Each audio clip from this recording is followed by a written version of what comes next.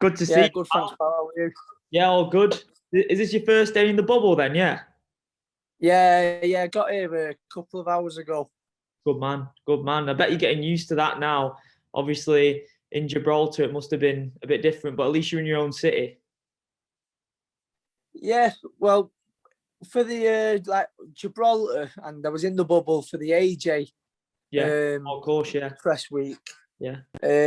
Obviously, we had to go to London for them first, so obviously to get me running, I'd have to get up at 4:30 in the morning and then travel down taking a few hours. So it was pretty chilled this morning. Just got up not too early, did my run, and then come straight down here. So it's not be like.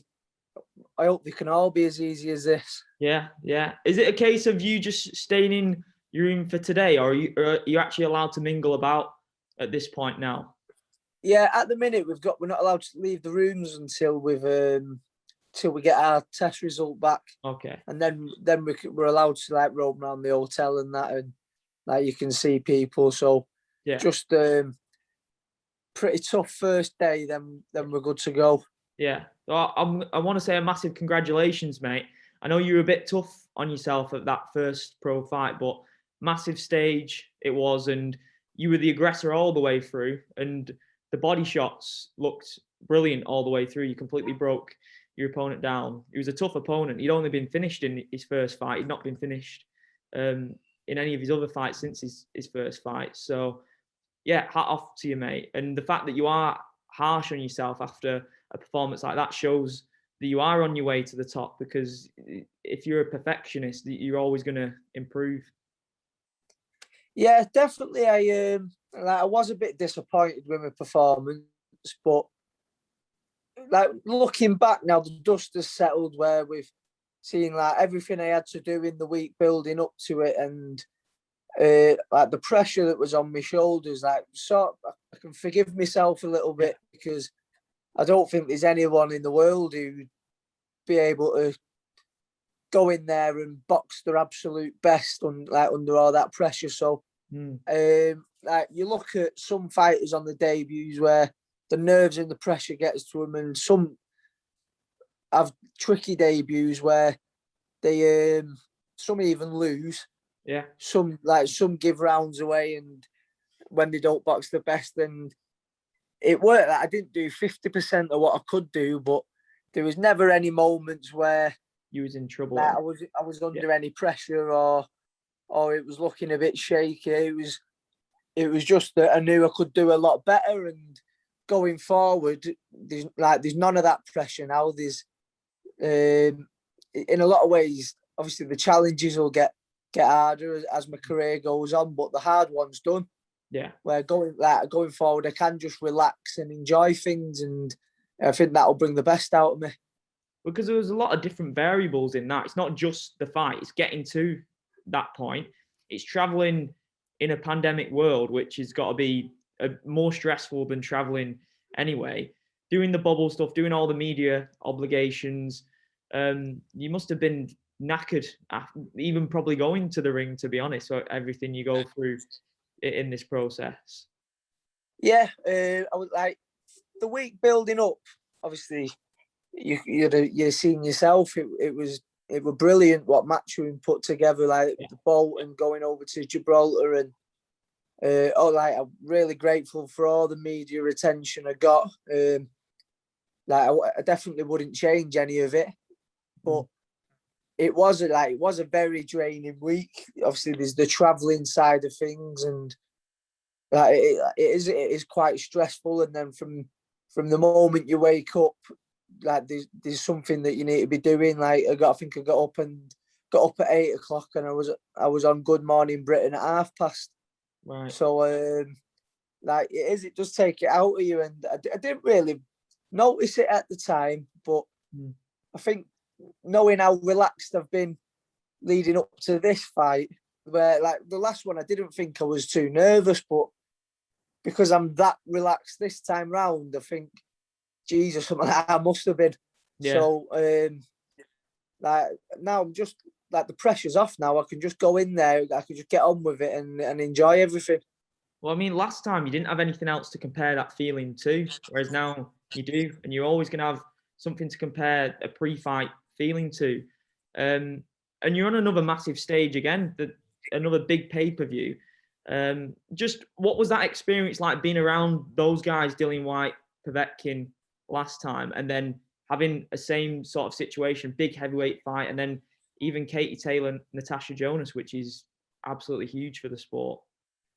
Yeah, it's another top platform, and I'm really grateful for it. It's it's a dream come true, really, and like just to see, like to have my name like amongst some of the names that it's up there with, it shocks you a little bit, but I think I'm in a good position where, because one thing my dad told me was obviously the pressure side of things and all the media work you've got to do, and if you want to be a champion, that's something you've got to deal with. And he said, like, you're better getting it out the way now, early on, because, like, say, this is still a big platform, but I'm not half as nervous because I've done it now. I did it for my debut, so it's not like it's the first time I'm experiencing these things. So it's better doing it now, early on, where you're just learning and building on things, instead of, say, down the line where I'm in a big 50-50 tough fight, and then it all of a sudden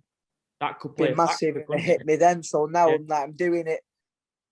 Obviously, there's nothing's guaranteed in boxing, but like where you're not under massive pressure with the actual fight itself, where you can take it all in, and you can afford to like say, you can afford to take it in and relax.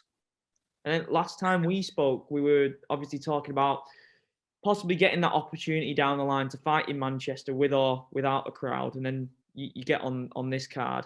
I've seen pictures with you and your dad in the arena that he made so famous. He made it his own, and now you're going to get the opportunity to slowly make a case for yourself to make that arena your own and fill in that void. What was it like you did the same thing in the Etihad. You had that opportunity to absorb that in complete silence, and you've done the same with Manchester Arena now. What was that like? Yeah, it was strange, really, because every time I've been to the MEN, it's been absolutely booming. Like, I've been watching. I think the last time I went was to watch Liam Gallagher, and then before that, I've been watching Josh Warrington, Frampton, and Crawler fights. And it is like the buzz in there is on another level, and to go in there and see it empty, it was strange, but I just like it's always been a dream of mine, having watched those fighters like Frampton, Warrington, Crawler, and looking back at my dad's fights there. It's always been a dream of mine to box there. So, crowd or no crowd, I can't wait. And you mentioned Frampton there. He's just retired. It really does feel like it's a transitional period in the sport now, where, you know, a lot of the people that I've grown up being a massive fan of are slowly heading towards the exit door, and people like yourself are coming through. We talked about Conor Benn last time. He's finally got to that, like, on the precipice of a world level fighter now, and he went through the same things that you're going through right now, where there was big pressure on his debut, but then once the debut happened, he had time to just go and learn his trade on the job. And then when he was ready, everyone started to notice. So do you see those things happening now in the sport? Do you see people that you've mentioned who you're massive fans of slowly heading towards the exit door, and now it's your opportunity to go and state your claim? Yeah, definitely, because like you've seen, most of the fighters that I've mentioned that I've looked up to over the years are retired, apart from obviously Josh Warrington's still going, but like Anthony Crawler, Jamie Moore, like them type of fighters, like say Frampton as well, they are retiring, and there's a space there for someone to take over, and I think it's not going to happen overnight, but I think like with hard work and the time I need, that I think I'm well capable of doing it. And something you mentioned was, you know, about your opponent last time, the journeyman. You weren't prepared for how tough this sort of fighter was going to be. And it's only something you're going to know when you experience it yourself in the ring. It's not, you don't have to listen to what any fans have to say or anything. You yourself have experienced how tough those guys are. And any journeyman is notoriously difficult to put away. It's why they compete so much. Was that something that you quickly realized straight after the fight? It's like, right, that is something that I was only going to learn by stepping into the ring. I don't need to be so harsh on myself, because you can put all the expectations on yourself in the world, but once you're in there, it's adapting on the job to what's in front of you, isn't it? Yeah, because there was a couple of little tapes of my opponent that we'd seen, and that we didn't underestimate him as far as his ability goes, because when we was in there, he didn't do anything to like cause much trouble. Yeah. But I definitely not mentally prepared myself just for how hard these blokes are. Obviously, to look at him, at the way I was bigger than him, and I just thought, he's like, I got the 8-ounce gloves on, got giddy. I thought, oh, he's not going to last 2 rounds with me like this. And when I went in loading up, I think even though he was tough, I think if I hadn't have gone in loading up and looking for the knockout, I do think I'd have got him out of there. But like they don't get stopped easy, these journeymen. That's why they're in the ring with you, because they are going to test you and going to help you get the rounds out. So I think I'd not underestimated his ability, but you'd have never thought he'd have been as tough as he was, and how they can take them sort of shots. So that's just another thing ticked off the list, though, that now going into a fight, I know they don't just get knocked over. You've got to break them down, and you can't just hit them and they'll fall. Like the tough blokes who don't want to get stopped and are very good at not getting stopped.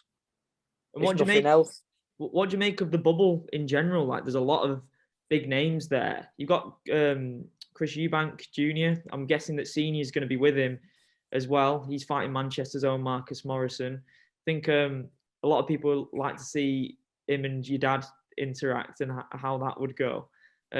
What have you made of Eubank as well? Because we spoke about Conor Benn. He's had a different career to what Conor's had, in that his dad's been very, very involved, hasn't he? In comparison to what Conor's had. And then your dad's letting you do your own thing as well, with Matthew as your coach.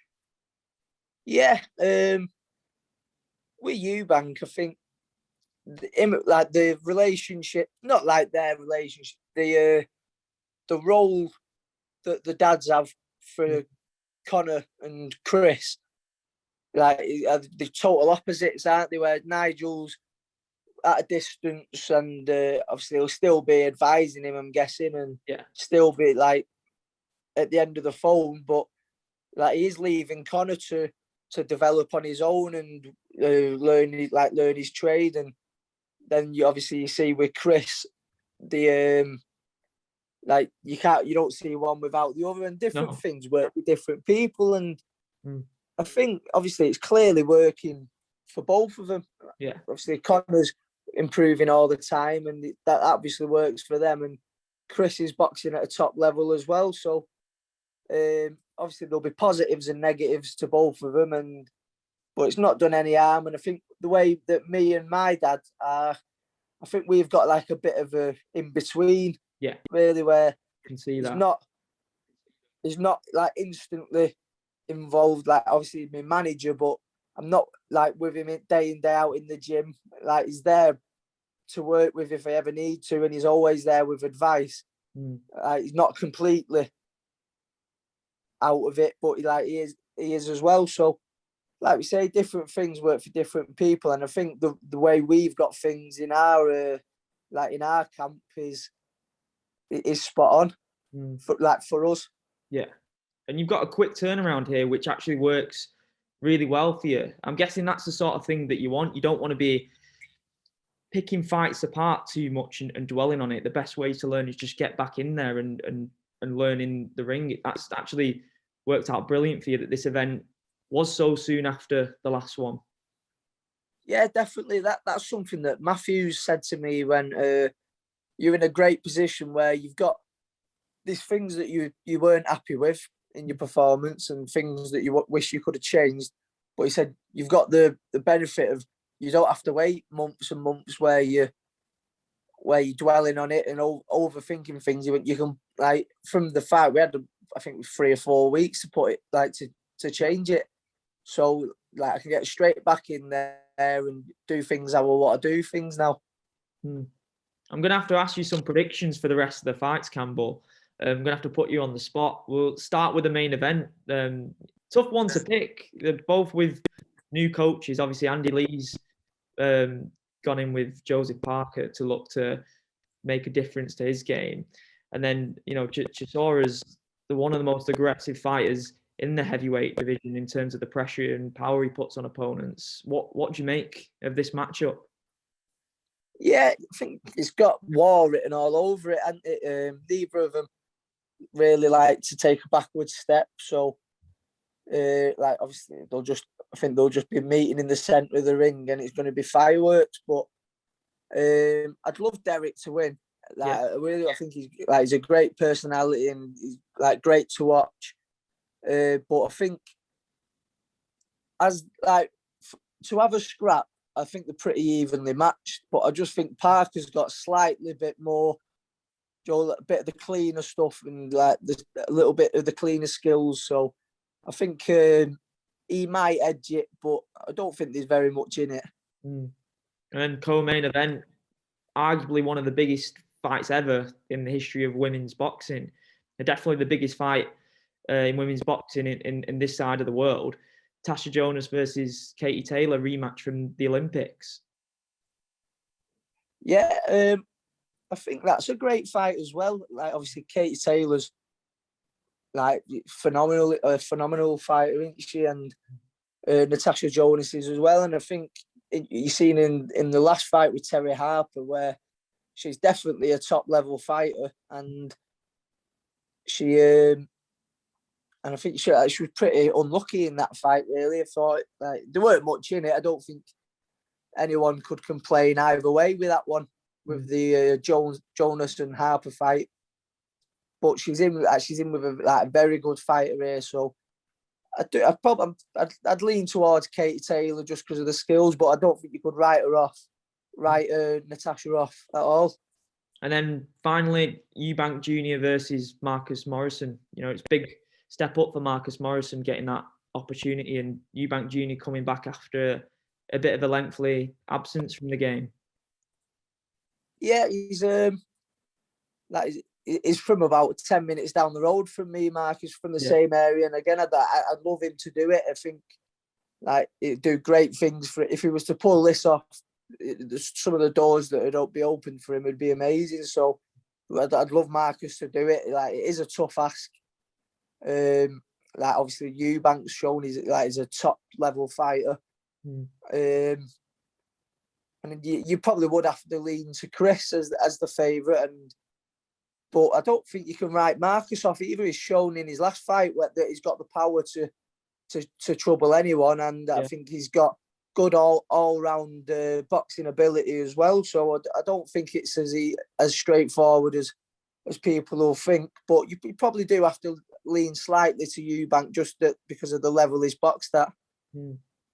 And finally, what's the situation with your opponent? Have you had it confirmed yet? Because I was looking on BoxRec before. Maybe it's not up to speed or something. How aware are you of who you've got?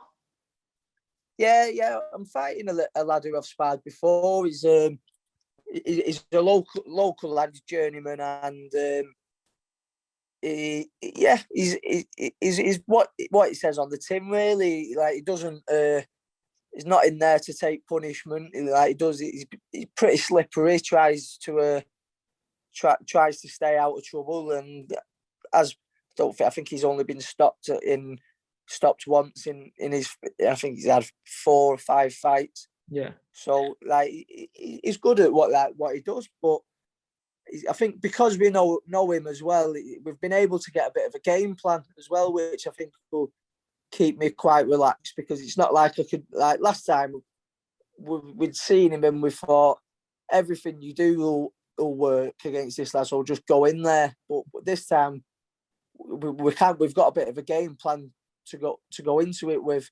So I think that'll keep me a bit more calm and switched on, because I'll be thinking a little bit more. Mm. And then just finally, do you get the opportunity to go and watch the fights after you've fought? Do you get to go and sit down near the ring and actually experience it in person, or do you have to go and be separate from everything? I'm not too sure, to be honest. I've not. I'm hoping I can, because it's a top card, isn't it? So Yeah. I'll be there if there's any opportunity. Yeah. But yeah, we'll just have to wait and see with that one, because like every fight's like an absolute belter. So like fingers crossed.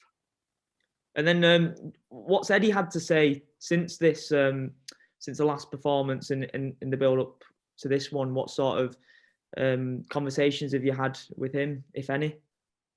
No, not a lot really. Just really just going in there, and we're trying to get that momentum going now. Like we've not really spoke. Obviously, there've been loads of, like, it's been really busy with the other shows they've had on. So I'm sure we'll speak in the week building up. But yeah, I've just been concentrating on getting ready for the fight, really.